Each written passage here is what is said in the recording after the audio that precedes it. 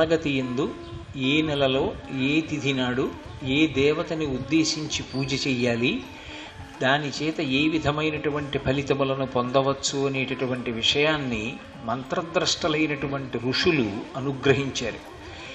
దక్షిణాయన పుణ్యకాలంలో భాద్రపద మాసంలో శుక్లపక్షంలో వచ్చేటటువంటి 4వ తిథి అయినటువంటి చవితి నాడు వరసిద్ధి విఘ్నేశ్వరుణ్ణి కల్పం ప్రకారంగా ఆరాధన చేస్తాం. కల్పము అంటే మన ఇష్టం వచ్చినట్లుగా పూజ చేయడం కాదు, ఋషులు ఎలా పూజ చెయ్యాలి అని మనకి ఒక విధానాన్ని అనుగ్రహించారో ఆ విధానాన్ని అనుసరించి పూజ చేస్తాం. ఎప్పుడూ ఉన్నటువంటి వాడే పరమాత్మ, ఆయనకి దేశకాలములతో సంబంధం లేదు. లేకుండా అంతటా నిండి నిబిడీకృతమైనటువంటి పరమాత్మ ఒక్కొక్కసారి భక్తుల యొక్క కోరిక తీర్చడానికి సాకారమైనటువంటి రూపంతో అవతరిస్తూ ఉంటాడు. అలా వచ్చినప్పుడు అవతార స్వీకారం చేశారు అంటారు. భాద్రపద మాస శుక్లపక్ష చవితి నాడు ఎప్పుడూ ఉండేటటువంటి పరబ్రహ్మస్వరూపుడైనటువంటి ఆ గణపతి వరసిద్ధి వినాయక స్వరూపాన్ని పొంది అవతరించాడు. అవతార స్వీకారం జరిగినటువంటి రోజు. అటువంటి రోజున విఘ్నేశ్వరుణ్ణి ఆరాధన చేసినట్లయితే జీవితంలో అన్ని రకములైనటువంటి ఫలితములు సిద్ధిస్తాయని, విఘ్నములు తొలగిపోతాయని, ప్రతిబంధకములు తొలగి విద్యయందు కానీ, వ్యాపారమునందు కానీ, వివాహమునందు కానీ, సంతాన ప్రాప్తి ఎందు కానీ తాను ఏ సంకల్పాన్ని పొంది ఉన్నాడో అటువంటి సంకల్పాన్ని పొందగలిగినటువంటి స్థితిని పొందుతాడని మనకి ఋషుల చేత చెప్పబడింది. అందుకే భక్తి శ్రద్ధలతో ఈ భాద్రపద మాసంలో శుక్లపక్షంలో వచ్చేటటువంటి చవితి తిథి నాడు ఆ వరసిద్ధి వినాయకుడిని యథాశక్తి పూజ చేస్తారు. సంభవద్రవ్యై సంభవదుపచారై, మనకి ఎంతవరకు తెలుసో అంతవరకు ఉపచారం, ఎంతవరకు మనం సంభారం సమకూర్చగలమో అంతవరకు సంభారం. వీటితో భక్తిని కలిపి చేసిన నాడు పరమాత్మ ప్రసన్నుడవుతాడు. ఇవాళ అశేషమైనటువంటి భక్తజనావళి యొక్క ప్రయోజనాన్ని సిద్ధింపచేయడం కోసం వరసిద్ధి వినాయక వ్రతకల్పాన్ని దంపతుల చేత ఆచరింపచేసి సుబోధకం చేయడం కోసం ఈటీవీ వారు ఈ కార్యక్రమాన్ని చేపట్టి ప్రత్యేకంగా దీన్ని ప్రసారం చేస్తున్నారు.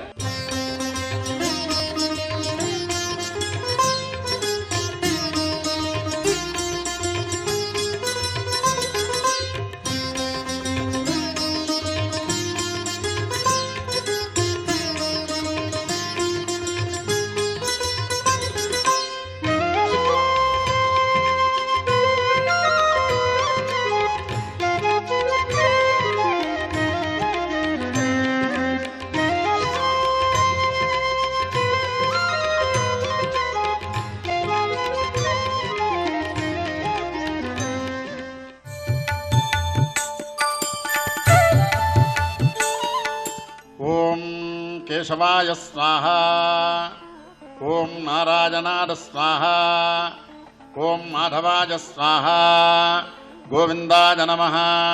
విష్ణు మధుసూదన త్రివిక్రమ వామన శ్రీధర హృషికేశ పద్మనాభ దామోదర సంకర్షణ వాసుదేవ ప్రద్యుమ్న అనిరుద్ధ పురుషోత్తమ ధోక్షజ నారసింహ అచ్యుత జనార్దన ఉపేంద్ర హరే శ్రీకృష్ణాయ నమః. కేశవాయ నమః, నారాయణాయ నమః, మాధవాయ నమః, గోవిందాయ నమః. విష్ణు మధుసూదన త్రివిక్రమ వామన శ్రీధర హృషికేశ పద్మనాభ దామోదర సంకర్షణ వాసుదేవ ప్రద్యుమ్న అనిరుద్ధ పురుషోత్తమ ధోక్షజ నారసింహ అచ్యుత జనార్దన ఉపేంద్ర హరే శ్రీకృష్ణాయ నమః. 2 అక్షరాలు చేత్తో పట్టుకుని ఆ పసుపు గణపతి దగ్గర వేసి నమస్కారం చేయండి.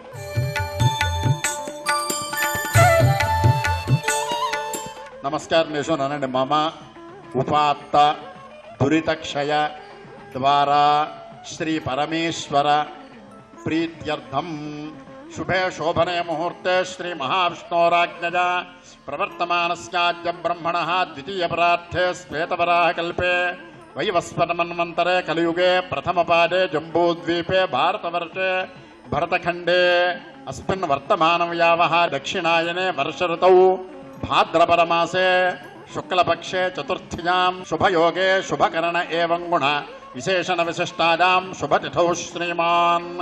మీ గోత్రం, పేరు, మీ జన్మ నక్షత్రం మీ పిల్లల పేర్లు అందరివి చెప్పుకోండి. శ్రీమాన్ శ్రీమత గోత్ర నామధేయ ధర్మభద్నీతమేత శ్రీమత గోత్రస్య నామధేయస్య ధర్మభద్నీతమేతస్యత కుటుంబస్య ఆజురారోగ్యైశ్వర్యాభివృద్ధ్యర్థం ధర్మార్థకామమోక్ష చతుర్విధ పురుషార్థపరసిద్ధ్యర్థం నమస్కారం చేసి అనండి. అస్మాకం సహ కుటుంబానాం క్షేమ స్థైర్య విజయ అభయ ఆయు ఆరోగ్య ఐశ్వర్య అభివృద్ధ్యర్థం శ్రీ వరసిద్ధి వినాయక స్వామి దేవత ప్రసాదేన మమ సకల కార్యేషు నిరాటంక సిద్ధి ద్వారా సమస్త కార్యానుకూలత ఫల సిద్ధ్యర్థం సకల కార్య విజయత ఫల సిద్ధ్యర్థం వినాయక చతుర్థీ మహాపర్వణి పుణ్యదివసే శ్రీ వరసిద్ధి వినాయక దేవత ప్రీత్యర్థం సంభవతు ద్రవ్యైః సంభవతు ఉపచారైః సంభవత ఆనియమేన కల్పోక్త ప్రసాదేన ధ్యాన ఆవాహనాది షోడశోపచార పూజాం కరిష్యే. అక్షతలు మీరు చేతితో పట్టుకోండి. మీ ఆడవారి నుద్దంతో నీళ్లు పోయమనండి చేతిలో. ధ్యానావాహనాది షోడశోపచార పూజాం కరిష్యే.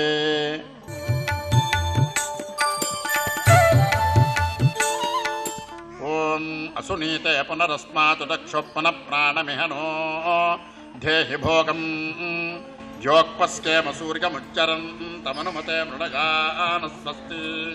అమృతం వై ప్రాణ అమృతమాప ప్రాణానేపగథా స్థానముపపయతే. శ్రీ వరసిద్ధి వినాయక స్వామినం సాంగం సాయుధం తవాహనం సశక్తి పత్నీపుత్ర పరివారతమేతం వరసిద్ధి వినాయక స్వామినమావాహజామి స్థాపజామి పూజజామి. ఆ స్వామివారి ప్రతిమ దగ్గర పుష్పాలు వేసి నమస్కారం చేయండి. ఓం అసునీతే పునరస్మాతు దక్షోపన ప్రాణమిహనో ధేహి భోగం జ్యోక్పస్కేమ సూర్యముచ్చరన్ తమనుమతే మృళయాన స్వస్తి. అమృతం వై ప్రాణ అమృతమాప ప్రాణానేవగథా స్థానముపపయతే. స్వామిన్ సర్వజగన్నాథ యావత్ పూజావసానకం తావత్తం ప్రీతిభావేన ప్రతిమాయాం సన్నిధిం కురు. స్వామివారి ప్రతి మీద అక్షతలు కొన్ని కొన్ని పూజ చేస్తూ ఉండండి. స్థిరో భవ వరదో భవ సుముఖో భవ సుప్రసన్నో భవ అభిముఖో భవ అవకుంఠితో భవ ప్రసీద ప్రసీద భవస్థిరాసనం కురు.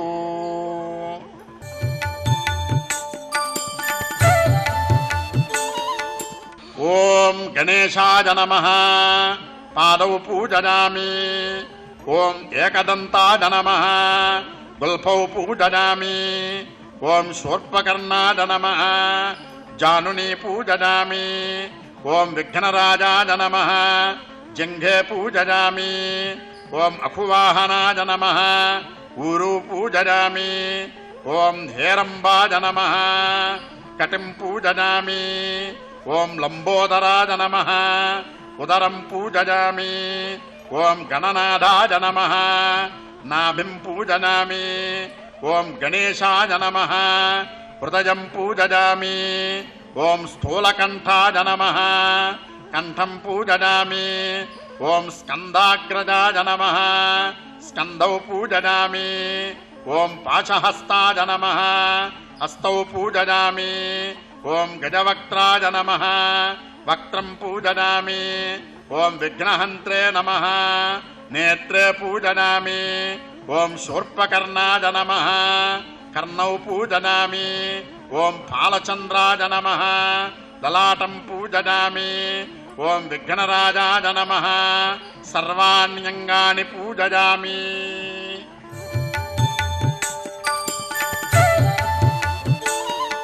ఈసారి ఆ పత్రిలన్నీ చక్కగా స్వామి నామాలు చదువుతుంటాను. స్వామివారికి సమర్పించని పత్రులన్నీ. ఓం సుముఖాయ నమః మాచీపత్రం పూజయామి. ఓం గణనాథాయ నమః. బృహతీపత్రం పూజయామి. ఓం ఉమాపుత్రాయ నమః. బిల్వపత్రం పూజయామి. ఓం గజాననాయ నమః.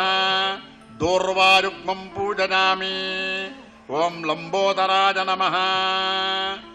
బదరీపత్రం పూజయామి. ఓం గుహాగ్రజాయ నమః. అపామార్గపత్రం పూజయామి. ఓం గజకర్ణాయ నమః. దేవకాంచనపత్రం పూజయామి. ఓం ఏకదంతాయ నమః. చూతపత్రం పూజయామి. ఓం వికటాయ నమః. కరవీరపత్రం పూజయామి. ఓం భిన్నదంతాయ నమః. విష్ణుక్రాంతపత్రం పూజయామి. ఓం బటవే నమః. దాడిమీపత్రం పూజయామి. ఓం సర్వేశ్వరాయ నమః. దేవదారుపత్రం పూజయామి. ఓం పాలచంద్రాయ నమః. మరువకపత్రం పూజయామి. ఓం హేరంబాయ నమః. సింధువారపత్రం పూజయామి. ఓం శూర్పకర్ణాయ నమః. జాతీపత్రం పూజయామి. ఓం సురాగ్రజాయ నమః. ధాతకీపత్రం పూజయామి. ఓం యుభవక్త్రాయ నమః.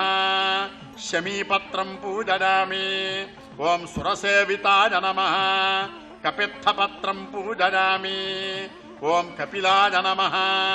అర్కపత్రం పూజయామి. శ్రీ వరసిద్ధి వినాయక స్వామినే నమః.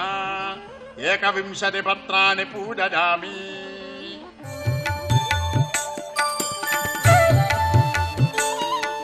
ఓం గజాననాయ నమః. ఓం గణాధ్యక్షాయ నమః. ఓం విఘ్నరాజాయ నమః. ఓం వినాయకాయ నమః. ఓం ద్వైమాతురాయ నమః. ఓం ద్విముఖాయ నమః.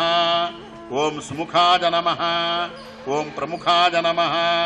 ఓం కృతినే నమః. ఓం సుప్రదీపాయ నమః. ఓం సుఖనిధయే నమః. ఓం సురాధ్యక్షాయ నమః. ఓం మహాగణపతయే నమః. ఓం మాన్యాయ నమః. ఓం మహాకాలాయ నమః. ఓం మహాబలాయ నమః. ఓం హేరంబాయ నమః. ఓం లంబజఠరాయ నమః. ఓం హ్రస్తగ్రీవాయ నమః. ఓం మహోదరాయ నమః. ఓం మదోత్కటాయ నమః. ఓం మహావీరాయ నమః. ఓం మంత్రినే నమః. ఓం మంగళస్వరాయ నమః. ఓం ప్రమదాయ నమః. ఓం ప్రథమాయ నమః. ఓం ప్రాజ్ఞాయ నమః. ఓం విఘ్నకర్త్రే నమః. ఓం విఘ్నహంత్రే నమః. ఓం విశ్వనేత్రే నమః. ఓం విరాట్పతదే నమః. ఓం శ్రీపతదే నమః. ఓం వాక్పతదే నమః. ఓం శృంగారిణే నమః. ఓం ఆశ్రితవత్సలాయ నమః. ఓం శివప్రియాయ నమః. ఓం శీఘ్రకారిణే నమః. ఓం శాశ్వతాయ నమః. ఓం బలాయ నమః. ఓం బలోత్థితాయ నమః. ఓం భవాత్మజాయ నమః. ఓం పురాణపురుషాయ నమః. ఓం పూష్ణే నమః. ఓం పుష్కరోక్షిప్తవారిణే నమః. ఓం అగ్రగణ్యాయ నమః. ఓం అగ్రపూజ్యాయ నమః. ఓం అగ్రగామినే నమః. ఓం మంత్రకృతే నమః. ఓం చామీకరప్రభాయ నమః. ఓం సర్వస్మై నమః. ఓం సర్వోపాస్యాయ నమః. ఓం సర్వకర్త్రే నమః. ఓం సర్వనేత్రే నమః. ఓం సర్వసిద్ధిప్రదాయకాయ నమః. ఓం సర్వసిద్ధజే నమః. ఓం పంచహస్తాయ నమః. ఓం పార్వతీనందనాయ నమః. ఓం ప్రభవే నమః. ఓం కుమారగురవే నమః. ఓం అక్షోభ్యాయ నమః. ఓం కుంజరాసురభంజనాయ నమః. ఓం ప్రమోదాయ నమః. ఓం మోదకప్రియాయ నమః. ఓం కాంతిమతే నమః. ఓం ధృతిమతే నమః. ఓం కామినే నమః. ఓం కపిత్థవనప్రియాయ నమః. ఓం బ్రహ్మచారిణే నమః. ఓం బ్రహ్మరూపిణే నమః. ఓం బ్రహ్మ విద్యాదిదానభువే నమః. ఓం జిష్ణవే నమః. ఓం విష్ణుప్రియాయ నమః. ఓం భక్తజీవితాయ నమః. ఓం చితమన్మథాయ నమః. ఓం ఐశ్వర్యకారణాయ నమః. ఓం జ్యాయసే నమః. ఓం యక్షకిన్నరసేవితాయ నమః. ఓం గంగాసుతాయ నమః. ఓం గణాధీశాయ నమః. ఓం గంభీర నినదాయ నమః. ఓం వటవే నమః. ఓం అభీష్టవరదాయ నమః. ఓం జ్యోతిషే నమః. ఓం భక్తనిధయే నమః. ఓం భావగమ్యాయ నమః. ఓం మంగళప్రదాయ నమః. ఓం అవ్యక్తాయ నమః. ఓం అపాకృతపరాక్రమాయ నమః. ఓం సత్యధర్మిణే నమః. ఓం సఖియే నమః. ఓం సంసారాంబునిధయే నమః. ఓం మహేశాయ నమః. ఓం దివ్యాంగాయ నమః. ఓం మణికింకిని మేఖలాయ నమః. ఓం సమస్త దేవతామూర్తయే నమః. ఓం సహిష్ణవే నమః. ఓం సతతోత్థితాయ నమః. ఓం విఘతకారిణే నమః. ఓం విశ్వదృశే నమః. ఓం విశ్వరక్షాకృతే నమః. ఓం కళ్యాణగురవే నమః. ఓం ఉన్మత్తవేషాయ నమః. ఓం అపార పరాక్రమాయ నమః. ఓం సమస్త జగదాధారాయ నమః. ఓం సర్వైశ్వర్యప్రదాయ నమః. ఓం ఆక్రాంత చితచిత్ప్రభవే నమః. ఓం శ్రీ విఘ్నేశ్వరాయ నమః.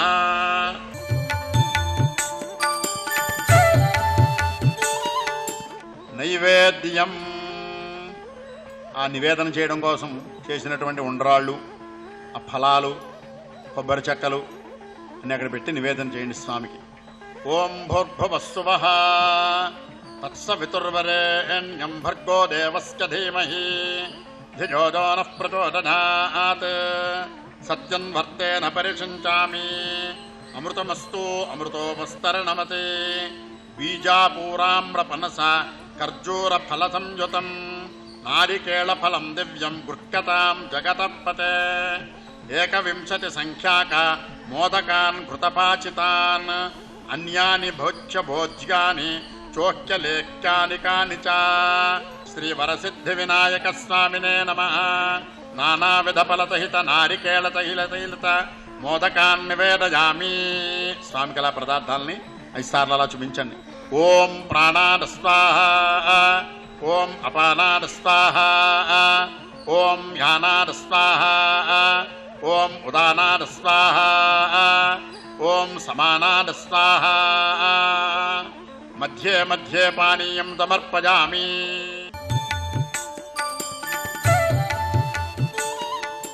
వ్యాస భగవానుడిచ్చినటువంటి స్కంద పురాణంలో మనకి శమంత ఉపోపాఖ్యానం ద్యోతకమవుతుంది. ఒకానొకప్పుడు యదువంశంలో ప్రసేనుడు, సత్రాజిత్తు వాళ్ళిద్దరూ తమ్ముడు అన్న. అన్నగారైనటువంటి సత్రాజిత్తుకి సూర్యభగవానుని యందు ఎనలేని భక్తి. భక్తితో పాటుగా మిత్రత్వాన్ని కూడా నిలిపాడు. ఆ కారణం చేత ఒకనాడు సూర్యభగవానుణ్ణి ఆరాధన చేస్తే సూర్యభగవానుడు ప్రత్యక్షమయ్యాడు. అసలే తేజోమూర్తి, వెలిగిపోతున్నాడు. ఆయన వెలుగుల్ని మరింత ఉద్దీపనమయ్యేటట్టుగా చేస్తోంది ఆయన మెడలో ఉన్నటువంటి శమంతకమణి. చూసినటువంటి సత్రాజిత్తు సూర్యభగవానుణ్ణి అభ్యర్థించాడు, స్వామి నాకు ఆ శమంతకమణిని కటాక్షించమని. సూర్యభగవానుడు అన్నాడు, శమంతకమణిని నీకు ఇవ్వడానికి నాకు అభ్యంతరం లేదు, కానీ ఈ మణి విషయంలో ఒక పెద్ద విషయాన్ని పాటించవలసి ఉంటుంది. బాహ్యాభ్యంతర శౌచము లేకపోతే ఈ మణి ప్రమాదాన్ని తీసుకొస్తుంది. ఎవరు బయట లోపల కూడా శౌచంతో ఉంటారో అటువంటి వారు దీనిని ధరించి ఉన్నప్పుడు ప్రతిరోజు 8 బారువుల బంగారం ఇది అనుగ్రహిస్తుంది. కాబట్టి నువ్వు భగవద్భక్తితో ఏ విధమైనటువంటి శౌచ ప్రతిబంధకము లేకుండా దీన్ని ధరించి మణి యొక్క అనుగ్రహాన్ని పొందు అని ఆ సత్రాజిత్తు చేతికి శమంతకమణిని ఇచ్చాడు. సత్రాజిత్తు ఆ శమంతకమణిని మెడలో ధరించి ద్వారకానగర వీధులలో నడిచి వస్తున్నాడు. ఆ మణి యొక్క కాంతి చూసినటువంటి పురప్రజలు సూర్యభగవానుడే దిగి నడిచి వస్తున్నాడా అని ఆశ్చర్యపోయి తిన్నగా వెళ్ళి కృష్ణ భగవానుడికి చెప్పారు, సూర్యభగవానుడే దిగి నడిచి వస్తున్నాడని. కృష్ణుడు గమనించాడు, ఆయన పరిపూర్ణావతారం, సర్వజ్ఞుడు, మహానుభావుడు, ఆయనకి తెలియనిది ఉంటుంది. సూర్యానుగ్రహం చేత శమంతకమణిని సంపాదించుకున్నాడు సత్రాజిత్తు అని.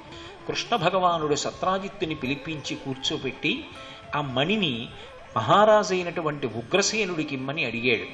ఆయన తలుచుకుంటే ఆయన సంపాదించలేడు ఆ లక్ష్మీపతి. కానీ లోకానికి స్వార్థత్యాగం చేసి 10 మంది కోసం బ్రతకడం నేర్పడం కోసమని సత్రాజిత్తుకి ప్రబోధం చేశాడు.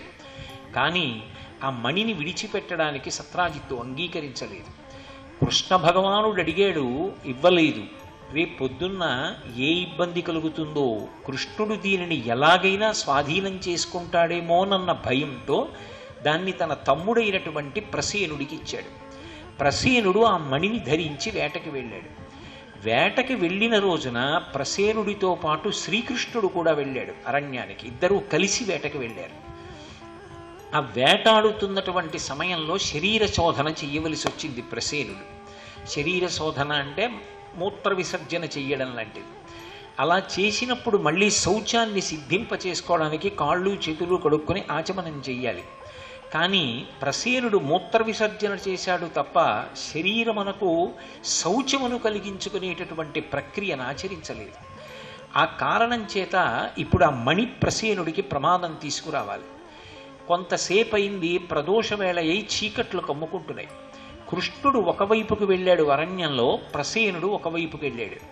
ఈ ప్రసేనుణ్ణి ఒక సింహం వధించి ఆ మెడలో మెరిసిపోతున్నటువంటి మణిని చూసి మాంసఖండమని భ్రమించి తన నోట కరుచుకుని వెళ్ళిపోయింది. కృష్ణ భగవానుడు వెతికాడు ప్రసేనుడు కోసం, ఎక్కడ కనపడలేదు. తల పైకెత్తి ప్రసేన ప్రసేన అని అరవడంలో ఆకాశంలో చవితినాటి చంద్రబింబం కనపడింది. చవితినాటి చంద్రబింబాన్ని దర్శనం చేస్తే ఉపద్రవం ఎటువంటిదొస్తుందో శ్రీకృష్ణుడికి తెలియదు అని చెప్పడం సాహసం, ఆయన పరిపూర్ణ అవతారం. కానీ లోకోద్ధరణ కొరకు తాను ఆ చవితి చంద్రుణ్ణి చూసిన చీకటి పడిపోయింది, ఇక ప్రసేనుడి జాడ కనిపెట్టడం కష్టం అరణ్యంలో అనేటటువంటి మిషని అడ్డుపెట్టి ఇంటికి తిరిగి వెళ్ళిపోయాడు. తిరిగి వెళ్ళిపోయిన తరువాత ప్రసేనుడు రాలేదు. సత్రాజిత్తు శ్రీకృష్ణ భగవానుడి మీద నేరారోపణ చేశాడు. ఈ శమంతకమణి కావాలి అని అడిగాడు కృష్ణుడు. ఇవ్వలేదని వేటకి వెళ్ళినప్పుడు కృష్ణుడే ప్రసేనుణ్ణి సంహరించి శమంతకమణిని అపహరించాడు అన్నాడు. తనకి కలిగిన అపవాదు పోగొట్టుకోవడం కోసమని సపరివారంగా మళ్ళీ అరణ్యంలోకి ప్రవేశించి వెతికాడు ప్రసేనుడి కోసం. ఒకచోట ఆ ప్రసేనుడి యొక్క కళేబరం కనపడింది, గుర్రం యొక్క కళేబరం కనపడింది. కానీ మణి కనపడలేదు. అంటే నిన్నను ఎవరో సంహరించి తీసుకుపోయారు. ప్రసేనుణ్ణి సంహరించింది నేను కాదు, వేరొకరెవరో సంహరించారు. ఇక్కడ ఆయన కళేబరం ఉంది, గుర్రం కళేబరం ఉంది, కానీ మణి లేదు, మణి అపహరింపబడింది అని కృష్ణుడు అన్నాడు. ఆ సత్రాజిత్తుకి సంబంధించిన పరివారం అన్నారు, లేదు, కృష్ణుడే ప్రసేనుణ్ణి గుర్రాన్ని చంపి మణిని తీసుకుపోయాడు, ఆ 2 కళేబరాలు అక్కడ విడిచిపెట్టాడు, వేరెవరో సంహరించలేదు, కృష్ణుడే సంహరించాడన్నారు. ఇప్పుడు అపవాదు మరింత పెరిగింది. దీనికి కారణం చవితినాటి చంద్రుణ్ణి చూశాడు ముందు రోజు. తన మీద వచ్చిన నింద బాపుకోవడం కోసమని పరివారంతో కలిసి బయలుదేరి వెతకడం మొదలుపెట్టాడు. ఎక్కడైతే ప్రసేనుడు మరణించాడో అక్కడ ఆ గుర్రపు అడుగుజాడలు కనపడ్డాయి. ఆ గుర్రాన్ని ప్రసేనుడిని సంహరించినది ఒక సింహము అనడానికి ఆధారంగా సింహము యొక్క అడుగు జాడలు కనపడ్డాయి. ఆ అడుగుజాడలు ఎటు వెళ్ళాయో అటు వెళ్ళాడు. కొంతసేపు అయిన తర్వాత సింహం కళేబరం కనపడింది, అంటే సింహాన్ని కూడా ఎవరో చంపారు. అక్కడి నుంచి భల్లూక చరణ విన్యాసం కనపడింది, అంటే ఒక భల్లూకం యొక్క పాదముద్రలు కనపడ్డాయి. ఆ భల్లూకం యొక్క పాదముద్రల్ని అనుసరించి ఒక గుహలోకి ప్రవేశించాడు. ఒక గుహలోకి వెళ్ళేటప్పటికీ ఆశ్చర్యకరమైనటువంటి సన్నివేశం కనపడింది. ఒక ఊయల కట్టి ఉంది, ఆ ఊయల మీద శమంతకమణి వేలాడుతోంది. ఆ ఊయలలో ఒక చంటి పిల్లవాడు పడుకుని ఉన్నాడు. అక్కడ యవ్వనంలో ఉన్నటువంటి ఒక స్త్రీ నిలబడి ఉంది. ఆ నిలబడినటువంటి పిల్ల జాంబవతి, పసిపిల్ల జాంబవతి కాదు, ఆ యవ్వనంలో ఉన్న ఆడపిల్ల జాంబవతి. ఆమె జాంబవంతుని కుమార్తె. కటిక చీకట్లో గుహలో నడిచి వచ్చినటువంటి కృష్ణ పరమాత్మ యొక్క తేజస్సు చూసింది. ఆయన యొక్క కాంతి, ఆయన యొక్క రూపం చూసేసరికి ఆమె ఆయనకి వశపడి తన తండ్రి జాంబవంతుడు లేచి వస్తే, వీళ్ళిద్దరికీ యుద్ధం జరిగితే కృష్ణుడికి ఏమైనా ఆపద కలుగుతుందేమో, ఇంత కోమలమైన శరీరం ఉన్నవాడే బహుశಃ శమంతకమణి కోసం వచ్చి ఉంటాడని, ఆ మణి అక్కడికి ఎలా వచ్చింది అన్న విషయాన్ని పిల్లవాడికి చెప్పి ఊయల ఊపుతున్న మిషగా చెప్పింది. సింహ ప్రసేనమవధీహి సింహో జాంబవతాహత. సింహం ప్రసేనుణ్ణి చంపింది, ఆ సింహాన్ని జాంబవంతుడు చంపాడు. ఇది సుకుమారకమారూధీహి తవ హ్యేషాస్యమంతక అని. సుకుమారక అంటే పిల్లవాడికి చెప్తున్నట్టుగా చెప్తోంది, లోపల తండ్రి వినకూడదు. ఓ సుకుమారక, ఓ పిల్లవాడా ఏడవకు, ఈ స్యమంతకమణి నీది అని. సుకుమారక అన్న మాట నిజానికి కృష్ణుడి వంక చూసి చెప్పింది. ఓ సుకుమారమైన శరీరం ఉన్నవాడా మారోధీహి, ఏడవకు అని పిల్లవాడి వంక చూసి చెప్పింది. తవ హ్యేషా స్యమంతక, ఈ స్యమంతకమణి నీది. ఈ స్యమంతకమణి అన్నప్పుడు ఇలా అంది అంటే నేను నీదాననే, నా మనసు నీకు అర్పించాను నిన్ను చూడగానే. కృష్ణుడు గమనించాడు. కానీ జాంబవంతుడు లోపల నుంచి శ్లోకం విన్నాడు, ఏదో జరిగింది, ఎందుకు ఈ మాట చెప్తోందని బయటికి వచ్చాడు. తల తిప్పి చూస్తే కృష్ణుడు కనబడ్డాడు. ఎవరో స్యమంతకమణి కోసం వచ్చారని కృష్ణుడితో యుద్ధానికి సిద్ధమయ్యాడు.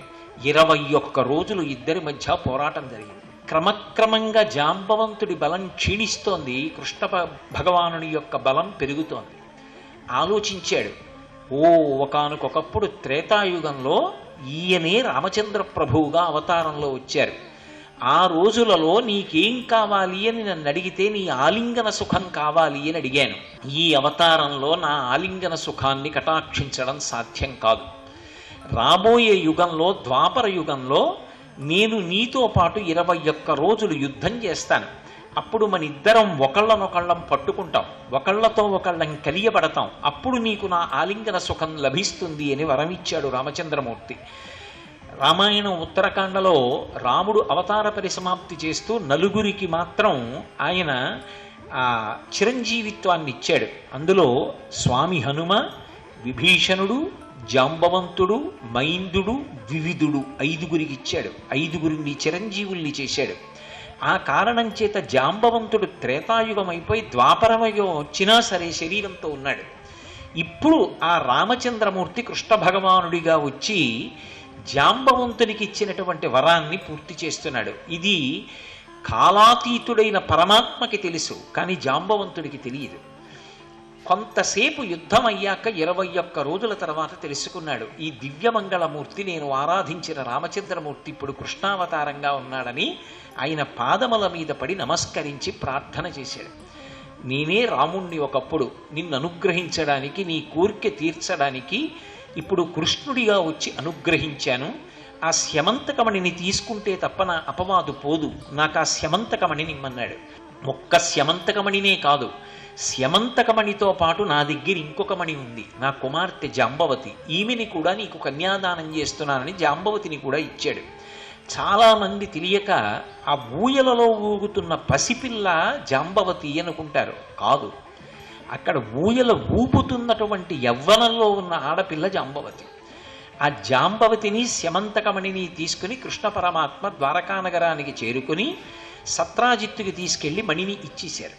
ఇచ్చేస్తే సత్రాజిత్తు చాలా సిగ్గుపడ్డాడు. అయ్యో, ఎంత పొరపాటు చేశాను, దేశానికి పనికి రావలసిన వస్తువుని నాదిగా వాడుకునే స్వార్థానికి తెగబడ్డాను. అక్కడితో ఊరుకోక హితోపదేశం చేసినటువంటి కృష్ణ పరమాత్మ మీద నిందారోపణం చేశాను. దీనికి ప్రాయశ్చిత్తం ఒక్కటేని స్యమంతకమణితో పాటు నా దగ్గర ఒక మణి ఉంది, నా కుమార్తె భామ సత్యభామ, ఆమెని కూడా నీకు కన్యాదానం చేస్తున్నానని స్యమంతకమణిని కూడా ఇచ్చాడు. ఇప్పుడు ఒక్క మణి ఇంకొక 2 మణుల్ని తెచ్చింది కృష్ణ పరమాత్మకి, జాంబవతిని సత్యభామని.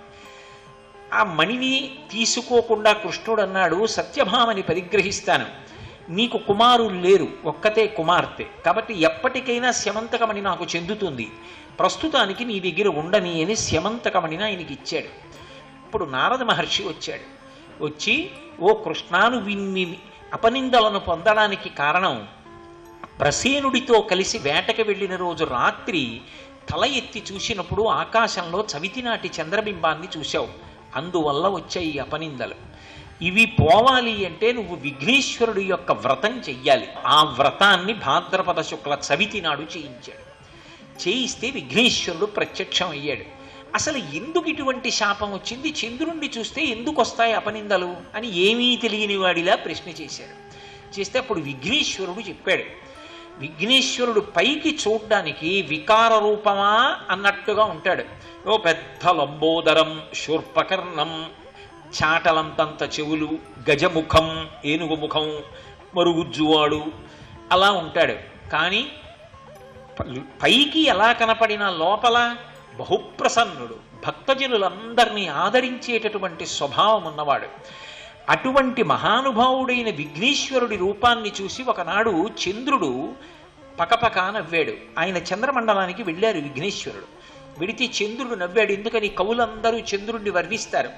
ఎవరైనా అందమైన ఆడపిల్ల కనబడితే చంద్రానన అంటారు, చంద్రుడి వంటి ముఖముఖలదానా అంటారు. నా అంత అందగాన్ని నేనని గర్వం వచ్చింది చంద్రుడికి. విఘ్నేశ్వరుణ్ణి చూసి మరుగుజ్జువాడు అని ఆయన పట్ల హాస్యభావనతో పకపక నవ్వాడు. ఎంతటి వాడికైనా అహంకారం పరమ ప్రమాదకరం. నువ్వు చాలా అందగాన్ని అన్న ఉద్దేశ్యంతో నన్ను చూసి నువ్వు పరిహాసం చేసి నవ్వుతున్నావు. కాబట్టి దీనికి విరుగుడు నీ అహంకారం పోవాలి. నీ వంక ఎవరైనా చూశారో వాడికి అపనిందలు వస్తాయన్నారు. విఘ్నేశ్వరుడిచ్చిన శాపకారణం చేత ఎవరైనా చీకటి పడితే బయటికి వస్తే చంద్రుణ్ణి చూడ్డానికి భయపడి ఈ చంద్రుడు ఒకడు ఆకాశంలోనూ తలెత్తడానికి లేదని చెయ్యి అడ్డు పెట్టుకుని వెడుతుండేవారు.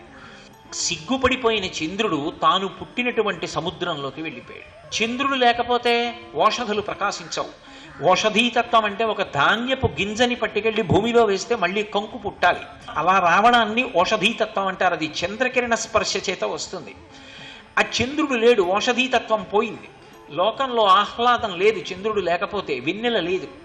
అప్పుడు ఋషులందరూ వెళ్ళి విఘ్నేశ్వరుణ్ణి ప్రార్థించారు, మళ్ళీ చంద్రుడు ఆకాశంలో ప్రకాశించేటట్టు అనుగ్రహించమని. తన తప్పు తాను తెలుసుకుంటే అనుగ్రహిస్తానన్నాడు. సముద్రం దగ్గరికి వెళ్ళి ప్రార్థన చేశారు, వచ్చి విఘ్నేశ్వరుడికి క్షమాపణ చెప్పమని. వెంటనే చంద్రుడు సముద్రంలోంచి లేచి వచ్చి విఘ్నేశ్వరుడికి క్షమాపణ చెప్పడానికి నిలబడ్డాడు. విఘ్నేశ్వరుడు ఆనందంతో నృత్యం చేశాడు. అప్పుడు నృత్య గణపతి స్వరూపం వచ్చింది లోకంలో. అప్పుడు చంద్రుడు క్షమాపణ చెప్పాడు. ఇక పైన నిన్ను చూసిన వారికి అపనిందలు కలగవు. కానీ ఏ భాద్రపద శుక్ల చవితి నాడు నేను అవతార స్వీకారం చేశానో, ఏ రోజున నేను చంద్రమండలానికి వచ్చినప్పుడు నువ్వు చూసి నవ్వావో అవి రెండూ ఒకరోజే. కాబట్టి ఆ ఒక్కరోజు మాత్రం నిన్ను చూడకూడదు. నిన్ను చూసిన వాళ్ళకి అపనిందలు కలుగుతాయి. ఆ శాపవాక్కలా ఉండిపోయింది. ఓ కృష్ణ, నీవు భాద్రపద శుక్ల చవితి నాడు చూశావు కృష్ణుణ్ణి ప్రసేనుడితో వేటకెళ్ళి, అందుకొచ్చాయి అపనిందలు. ఇప్పుడు నువ్వు వినాయక వ్రతాన్ని ఆచరించావు కాబట్టి నీ అపనిందలన్నీ పోతాయి. అన్ని అపనిందలు పోవడానికి వీలైనటువంటి మార్గము ఏర్పడుతుంది అన్నారు.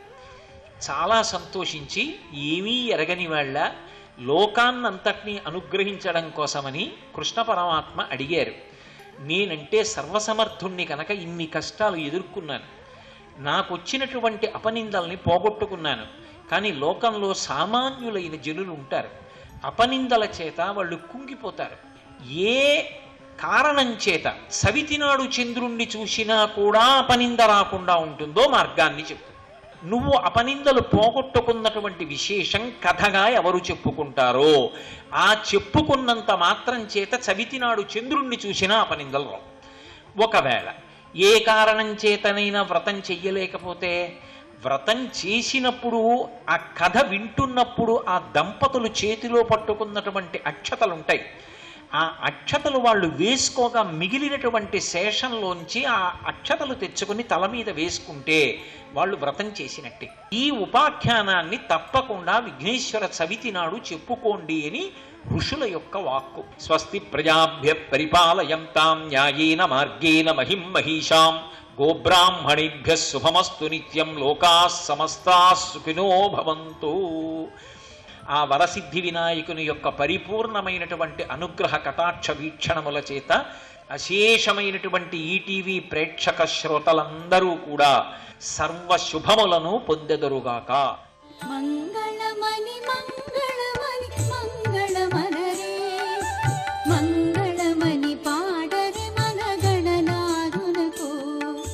మంగళమణి మంగళమణి మంగళమనరే మంగళమణి పాడరే మన గణనాథునకు.